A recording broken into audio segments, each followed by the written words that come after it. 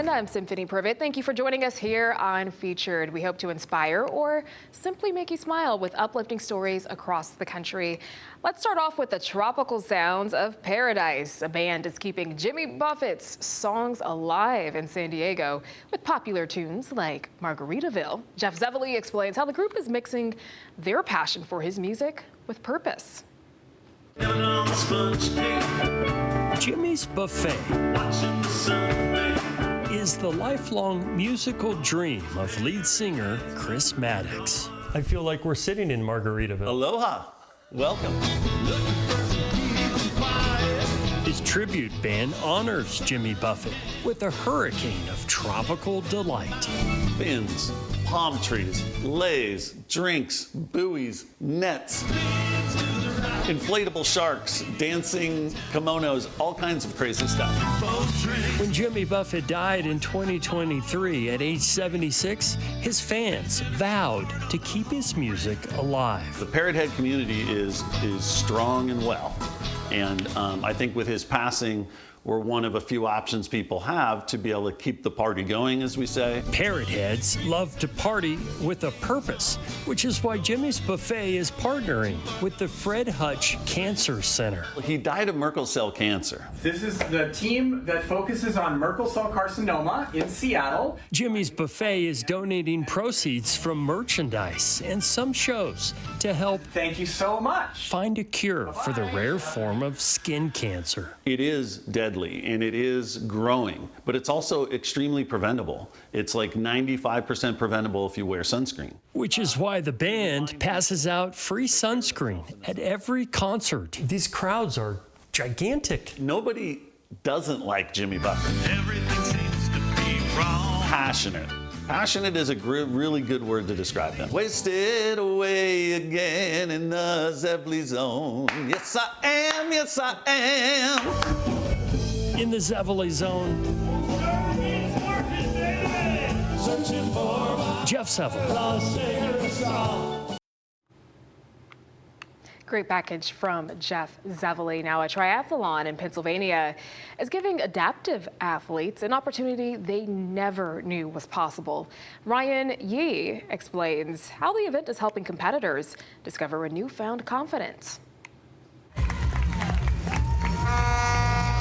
A triathlon open to all. We're not going to turn anybody away. If you want to race, we are going to figure out a way for you to cross that finish line. The foundation's goal, give athletes of all capabilities a chance to compete. We really promote the inclusiveness of it, help children that have disabilities, whether they're physical, intellectual, developmental, get off the sidelines and get into the action. Along with raising money for adaptive equipment and other training programs that supports athletes with disabilities, I Am Able also connects them with mentors to help them along their journey. We kind of want you more if you we'll pull back a little bit. Alexandria Di Piazza from Reading was born with spina bifida. She is training with Ironman competitor and York native Andrew Langston for her first ever triathlon. I'm really excited about it.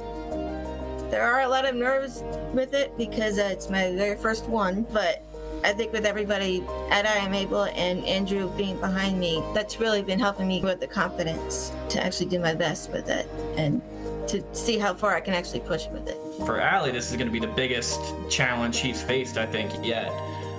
So for me, that's what it's going to be super fulfilling for both her and me to get through it. And again, this will be my first time being a guide, one stroke at a time, one pedal at a time, one step at a time. That's what we're going to do on Sunday. One way or another, we'll get to that finish line. It's an opportunity for Di Piazza, along with more than 20 other adaptive athletes who will be racing, that reignites a competitive passion. I miss being an athlete again. When I actually found I Am Able, that really helped me believe that I can actually find my athlete that I was again. A feeling to cross a finish line that's hard to fathom.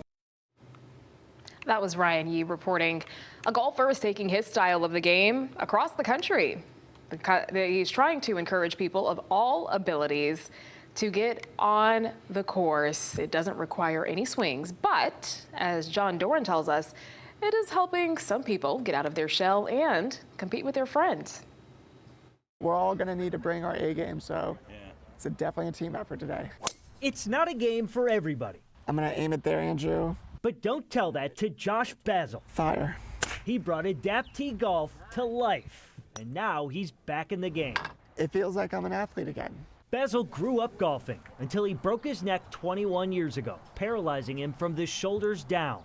Since then, he's tried to find ways to get back on the course. I know with the right equipment, the right mindset, I could play again and bring the putter away from you a little. As his game grew, Release. his playing partners have too. He was like, let's go golfing tomorrow. And I said, Josh, how do we golf? Let's go back a little bit. Okay, release. Turning skeptics into fanatics. Got it. Nice shot. Anyone can do this. And it was just, you gain confidence with every hole. To the elbow. But Adaptee Golf isn't possible Release. without some help. I've known Andrew Mitchell since the 4th grade. And then during the pandemic, he ended up becoming my caregiver.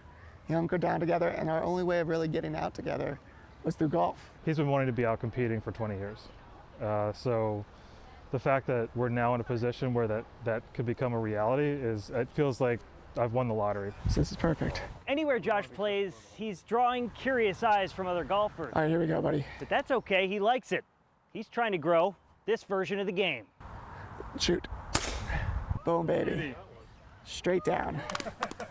Too often people in wheelchairs are trapped in their homes, and the world that they used to be a part of just feels like too much or not possible. But with the right approach and the right creativity and the willingness to try, I'm a firm believer that most anything is possible. Basil is taking this game across the country to show it's possible for anyone to tee it up. A group of middle schoolers in Tennessee spend their free time building robots and solving problems together. Jillian Taylor shows us how they're proving curiosity can take you anywhere, including the world stage. We have 4 robots, and they're all named after women in STEM. Meet the Gadget Girls, an all-girls first LEGO League team made up of 7 students from West Valley Middle School. Come on, Simone. You're learning how to problem solve, how to build, how to code, teamwork skills, public speaking, which are so important for any path you go into. Any path, like the impressive ones these girls are planning for. I want to become a doctor. I want to be an AI software programmer. I want to be some kind of mechanical engineer. Probably a mechanical engineer or something like that. No roller coaster engineer anymore? No, not anymore. That's more structural. They were invited to travel to Massachusetts for an international competition. There were people from all across the world actually, and they spoke different languages. Spanish. This is Italian. Did Brazil write anywhere? It was such an opportunity that, I could have only dreamed of doing when I was her age. That it's like I think I told her every day, you don't realize how lucky you are. The team's founder, who is an environmental attorney, wanted a space where her daughter's technical interests could thrive. We got some friends together when we first started the program, and they came up with the name Gadget Girls. And just a good way to give them an opportunity to think freely in an all-girl atmosphere. Half of the time they might be doing ballet dances around the table and singing, and they're totally themselves around that Lego table.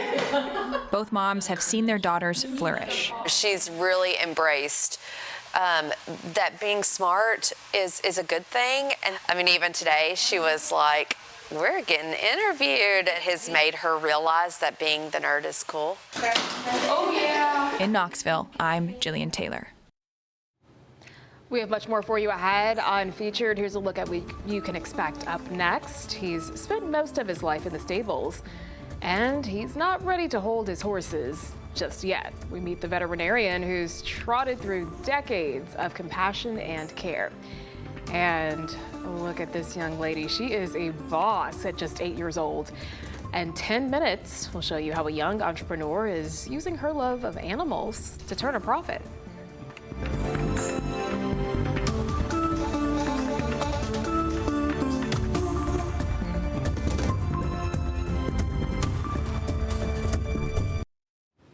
Welcome back. Now, there are many ways to honor a loved one who has passed. And one tattoo shop in Idaho is using ink to help grieving families heal. Maggie O'Mara shows us why it is important for the owners to give back. Dave and Mariah Aslett own Not Your Average Tattoo Shop in Boise. Well, we're doing not your average things. So one of the things we're doing is we are offering free tattoos for parents that have lost a child. We're just trying to give back into the community. We know it's hard times like that. We've dealt with it ourselves. They lost their baby girl last year. Her death inspired them to do this for other grieving parents. We just celebrated like what would have been her first birthday. And sometimes that healing power of a tattoo can really do a lot. They put the word out on social media. Put it on our TikTok, Instagram, things like that, and then it started getting shared from there. That's how Kyla Guest heard about it. Her daughter, Cayenne, passed away in 2020. She lost her, I believe, 4-year-old daughter. She got hit in a crosswalk, and she actually was with her sisters, but she unfortunately did not survive. When I looked into it and the more I learned about them, the more I fell in love with this place, and their story really broke my heart. It just told me, man, these people are amazing. I picked the lotus flower because it represents spirituality, and she had a love for God, a strong love for God. She has saved lives. She's getting a memorial built, and we're now in the process of raising money for that, and we're gonna put a statue of her in Nampa. That memorial will stand at the corner of Midland and Roosevelt in Nampa, where Cayenne was hit while crossing the street holding hands with her older sisters. The last 4 years have been a long road to healing. We're getting memorial tattoos for our sister. Yeah, she means the world. She flipped our world in so many different ways. Like the way we live our life now and the way that we look at things and how we react to things, like it's all changed because of her. I plan on getting mine on my collarbone, and it's going to be a Rapunzel flower because Cayenne had long blonde hair. She's so bright. She has the biggest smile, and it's honestly contagious. I'm going to be getting a cross tattoo, and I'm going to have her nickname on the side of it. Her nickname was Kai Baby. We called her Kai Baby all the time. The girls, I know that she's their hero, just like she is mine. I feel like it's them honoring their sister. For Dave and Mariah, doing this for families like Kyla's helps with their healing too. Empowering. Yeah. Showing the community that you can stand together. Things don't have to always be at a price, that you can give things and make things happen, and it can make a world of difference. Kyla and her daughters are so grateful. They know that they're giving back, but they have no idea how much it means. We want to honor her and remember her, and we're not going to forget, and these are the ways that we don't forget. Dave and Mariah Aslett. That somebody cares, that other people understand, and that's kind of our goal, is to let them know that they're not alone. That was Maggie O'Mara reporting. And now to Missouri, where a beloved veterinarian has been treating horses for more than 60 years now. Kelly Jackson shares how his passion for the animals is keeping him on the job past the average retirement age.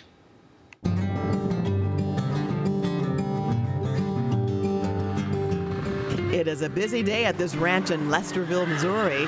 That's because Dr. Thomas Loafman, most people now are calling me Tilo, is in the house. And when Tilo shows up, the horses know what's coming.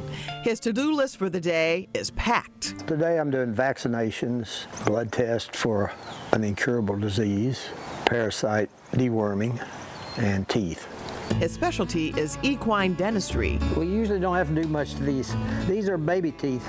He's been at it for 62 years. I put the blindfold on them, but then I pull it down so they can see something. Oh, good boy.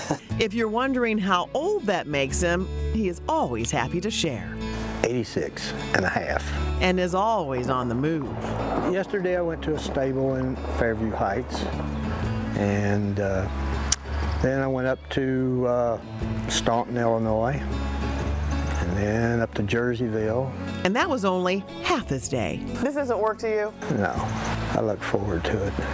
Every day? Every day. After decades in practice, Dr. Loafman has built a loyal following, some going back generations. I saw a client the other day that I started with in 1968.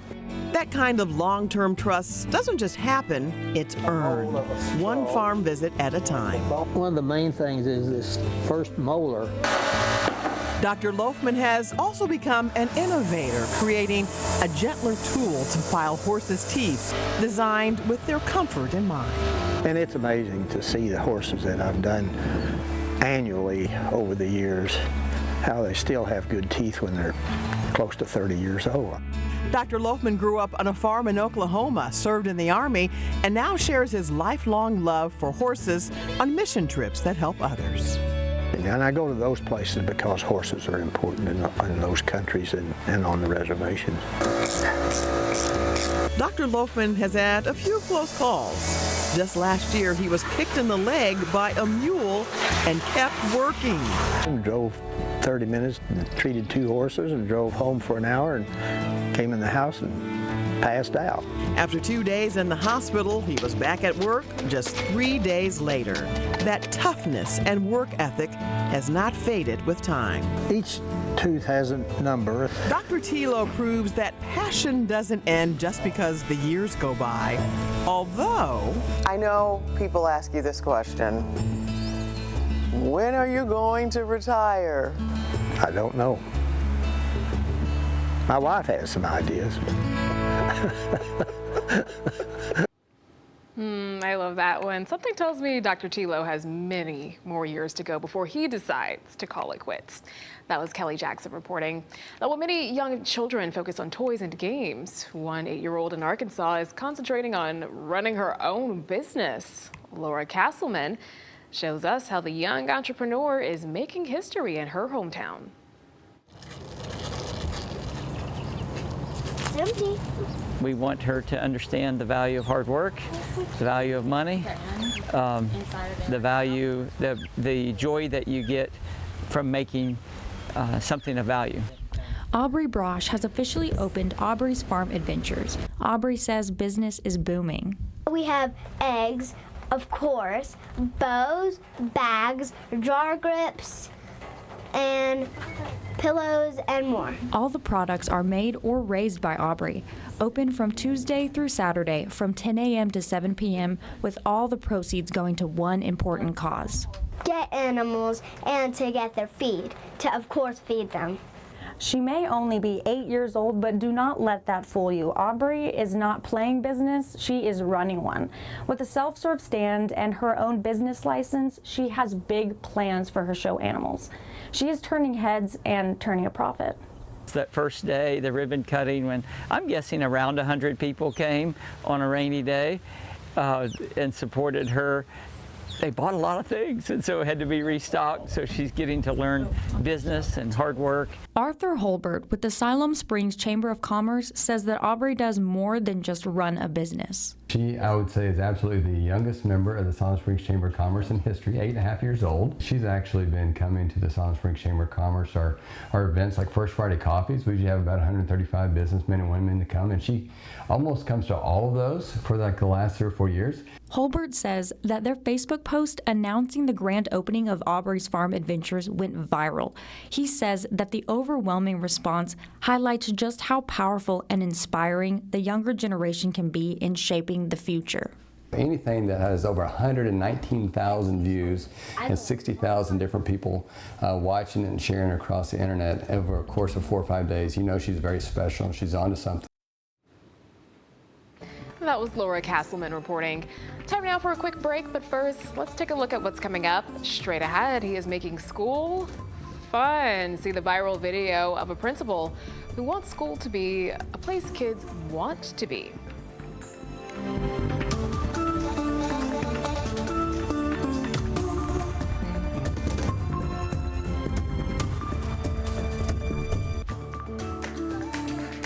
Welcome back. Let's dive into what's trending on social media now.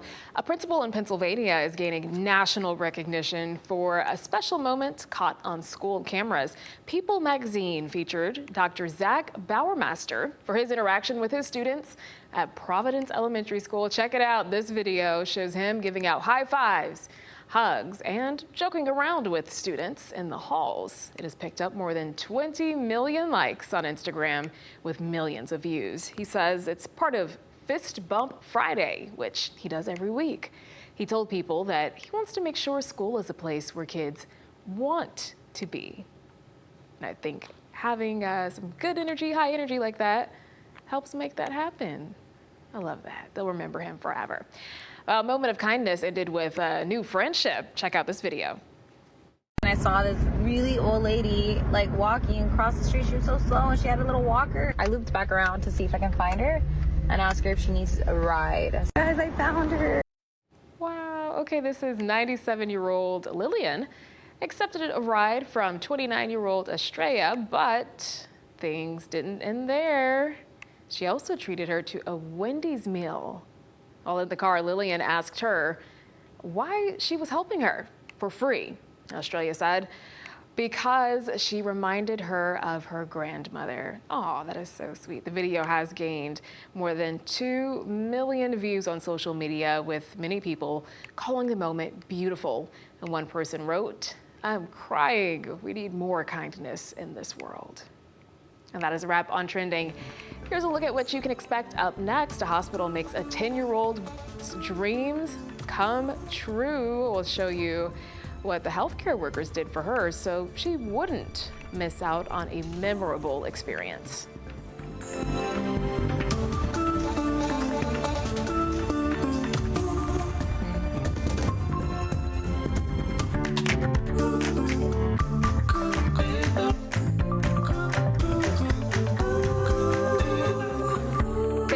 With us here on Featured, I'm Symphony Privet, and we are continuing to bring you uplifting stories across the country.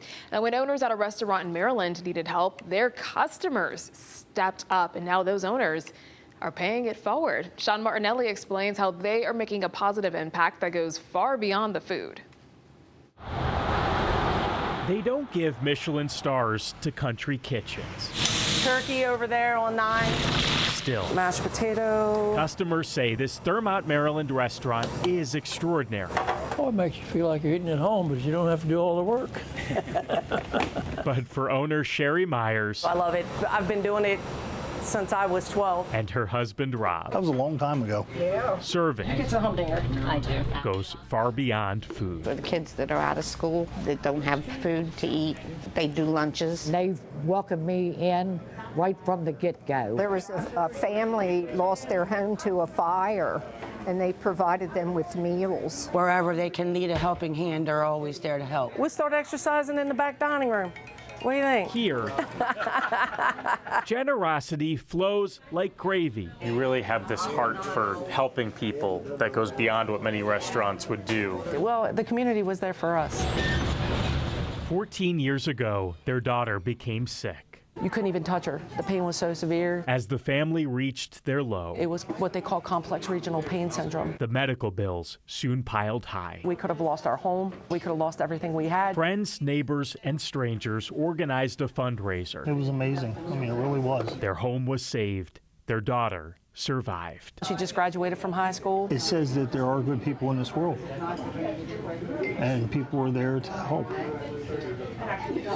After that happened, yes, ma'am, Rob and Sherry made a vow. If there's a need they can fill, sure, they always will. It's our way of paying everybody back. What? People. Have another smile? Like Beverly White. But everybody calls me Refill here because I keep the coffee cups full at all times. Last year, Beverly found her own cup empty. And then I became homeless, and they took good care of me. Sherry and Rob gave her both a job and a place to live. Just a small, kind gesture can be huge for somebody. For Beverly, my life's completely different now. Sorry. An impact far finer. Do you want a box for your french fries? Yes, please. Okay. Than fine dining. They're family. And it's a privilege to know that. What you want to drink, honey? Sweet tea like sweet tea? always get. Okay. Yeah. You have Thank a great you. day. You too. Thank you. In Thurmont, Maryland, Sean Martinelli. Alrighty, we're keeping the food on the table for this next one. There are so many dishes that can be made with a potato. And a community in Illinois has plenty to take home. Reagan Gallo takes us to a potato pile-up where tons are being given away. No matter if you serve them mashed, fried, boiled, or baked, between Reardon and Spokane near US Highway 2, there's plenty of spuds to go around the dinner table. You know, you get to teach your daughter what a good potato is from a bad potato and where the potatoes come from. I'm going to plant hopefully a bunch of them, and hopefully they'll take off. And then I'm going to freeze a bunch of them, blanch them and freeze them. Potato salad, shepherd's pie.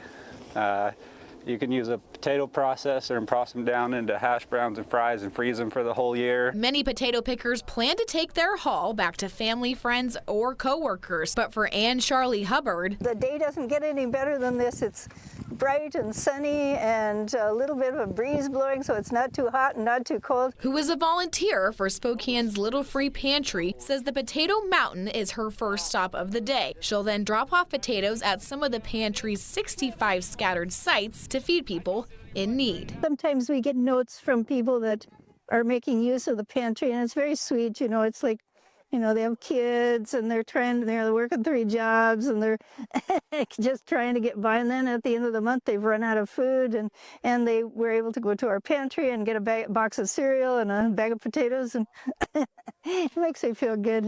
So whether it's planting, baking, or giving them away, anything that's got a good size and not squishy. From food banks to family tables, the Spokane Hutterites' potatoes are feeding all kinds of causes and all kinds of hungry bellies.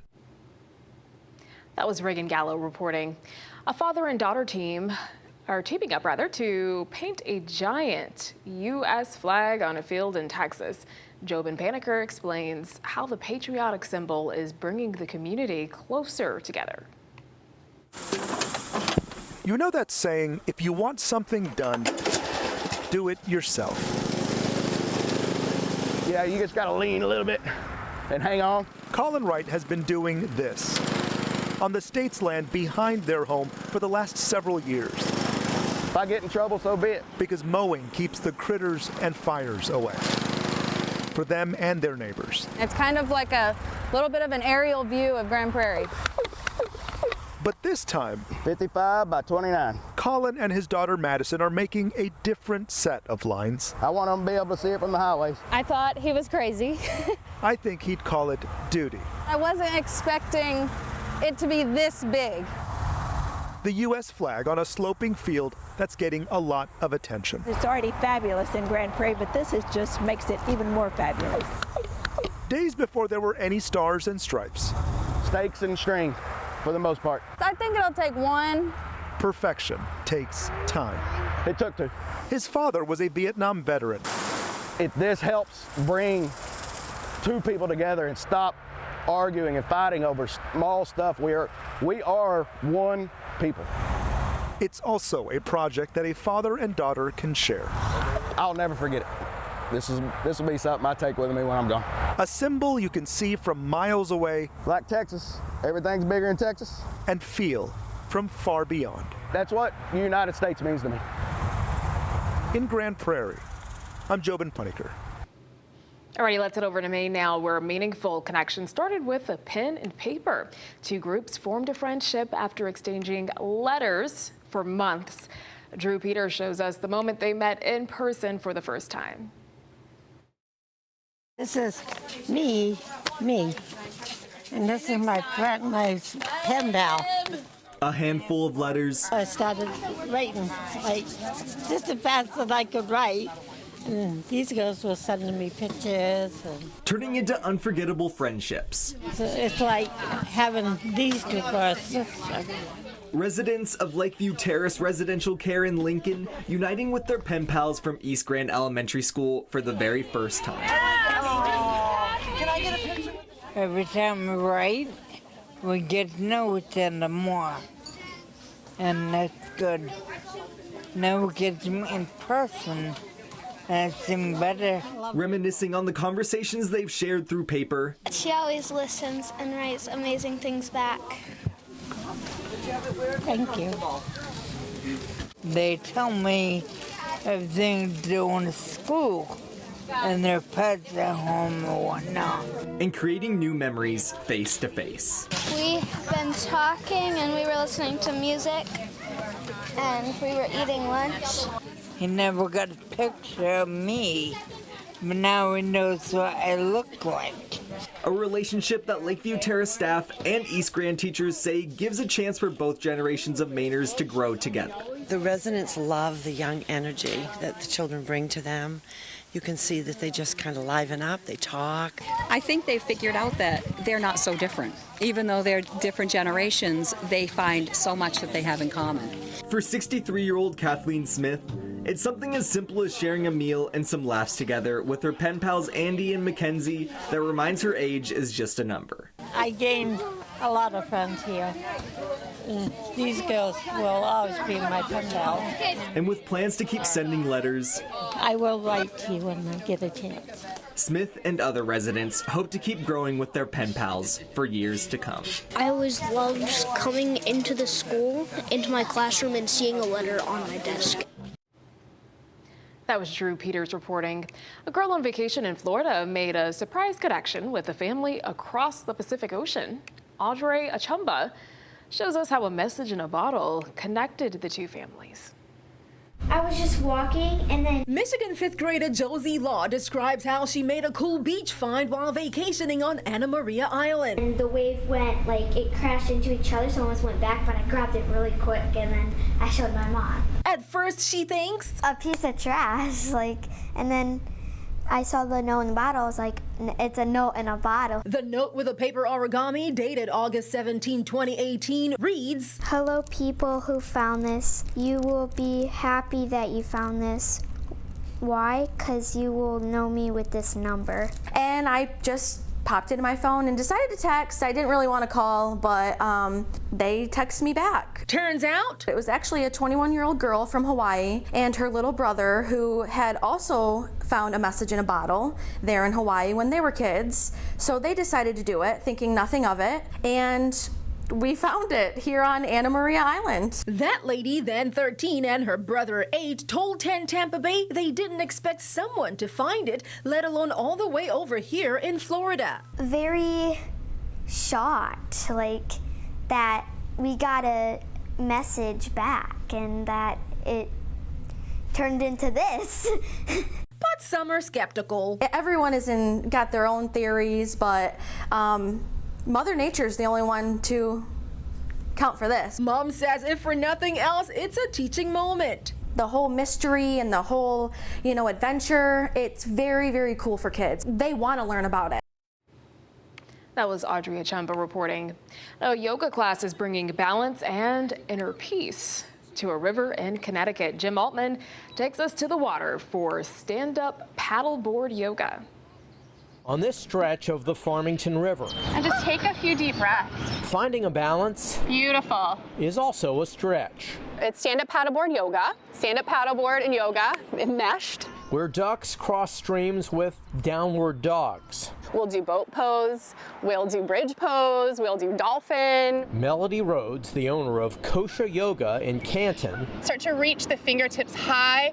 offers a more creative way of namaste. Last round of breath here. She's been teaching stand-up paddleboard yoga for a decade. This is a class that you don't have to have any experience in either of these things. We're gonna inhale to take the arms high, and then it's just getting centered, listening to the birds, enjoying the river. And again, there's so many interesting things that we can find to look at. And it just gets you to a place where you're not only connecting to your body. Exhale, twist around, this time to the left. It really connects you to something that you don't get out there. Symbiotic with the aquatic, Bring both hands down alongside your hips. the class is offered at Collinsville Canoe and Kayak.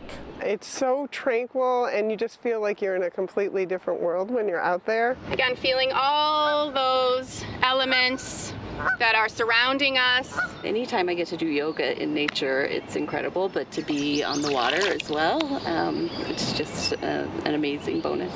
And atop a wobbly surface. And just start to fold yourself over this shape. The goal is to achieve some stability. We're not only a part of it, it's a part of us, right? We're in it and we're of it. Nice and slow with the breath, inhale. In Collinsville, Connecticut, Jim Altman for Featured. Don't go too far. We are taking a short break, but here's a look at what's coming up. Volunteers are sewing with purpose. How people who live at a memory care facility are staying busy while also providing comfort to cancer patients.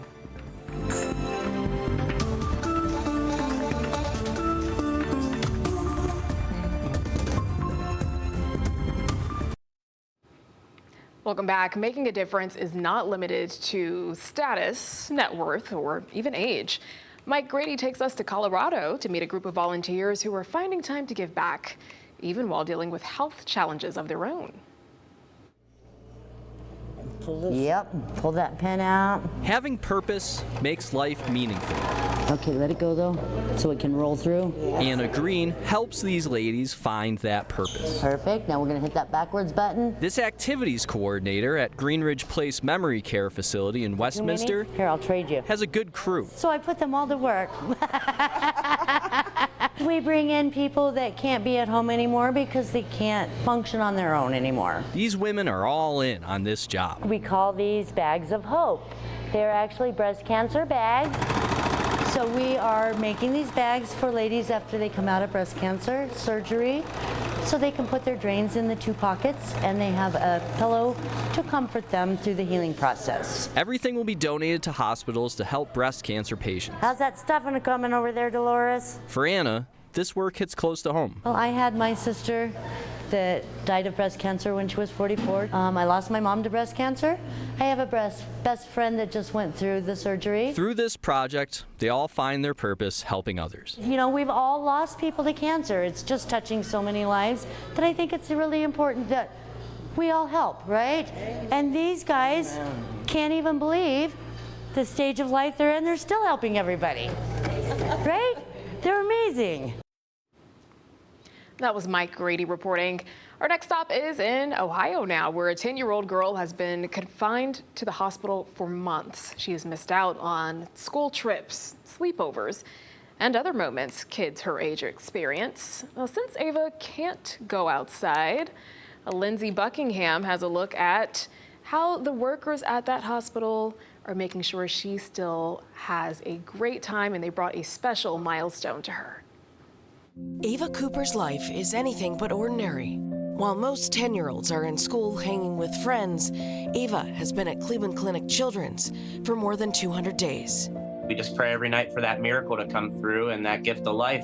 She's had several open heart surgeries.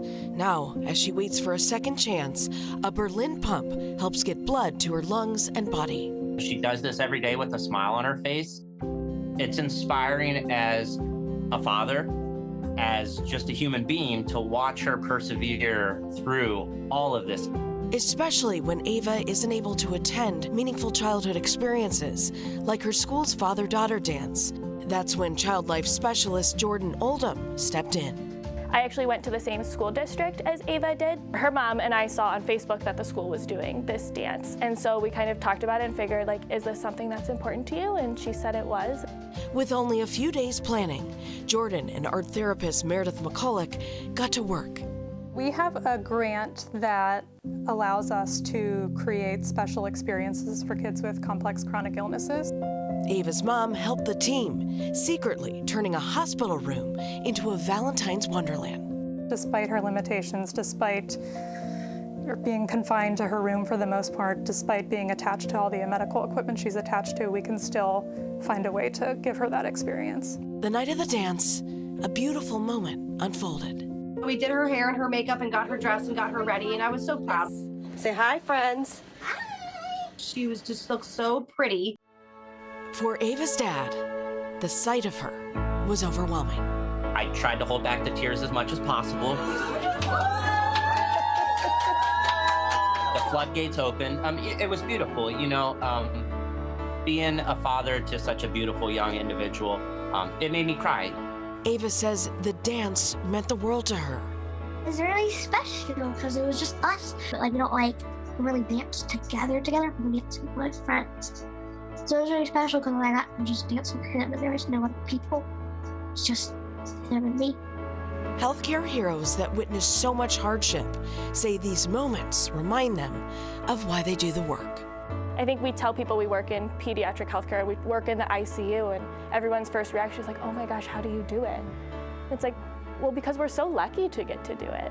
It's worth the hard days because there's so many good things and miracles that happen here too. Ava's life in the hospital shows us that even in the toughest moments, there's always room for some magic. Ava says she is keeping her spirits up while waiting for a heart. That was Lindsey Buckingham reporting. Coming up next on Featured, for 60 years, he has been the heartbeat of an airplane engine shop. We'll show you how he's transformed his workplace culture and why he still shows up to work decades later.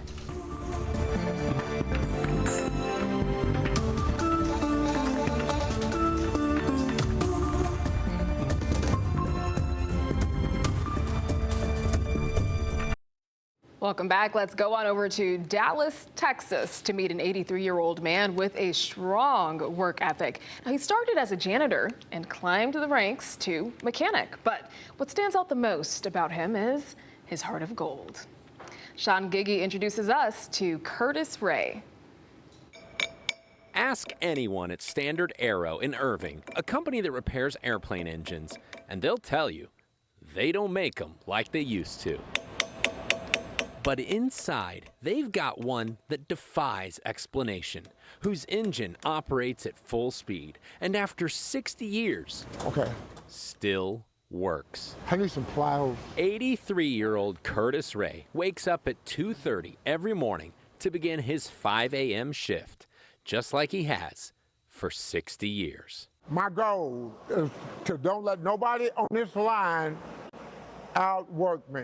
Curtis, who everyone calls K-Ray, started working here in 1965 as the janitor, a job he took so seriously it earned him a promotion. I went to working on the JT-8. After that, his career really took flight. Yeah. Curtis has worked on so many engines, no one at Standard Aero knows them better, which is why today he trains new hires. I don't think I'd be here if it wasn't for him. He's the reason why I'm here. Kind of helps me and gives me light, saying, hey, you can do this. If he can do it, that means I can do it. Now, will I do it? That's another question. You are the man of the hour. To celebrate that achievement, the company recently held a reception. Curtis, what can I say? With all of Curtis's fans. Curtis, congratulations. Including maybe his biggest, Vice President and General Manager, Max Allen. I really view him as sort of the heart and soul of this work family. Since day one, Curtis has been someone to lean on, both for his expertise and his example. He has a golden heart. You're not going to find a better person than Curtis Ray. He's the guy who loves you.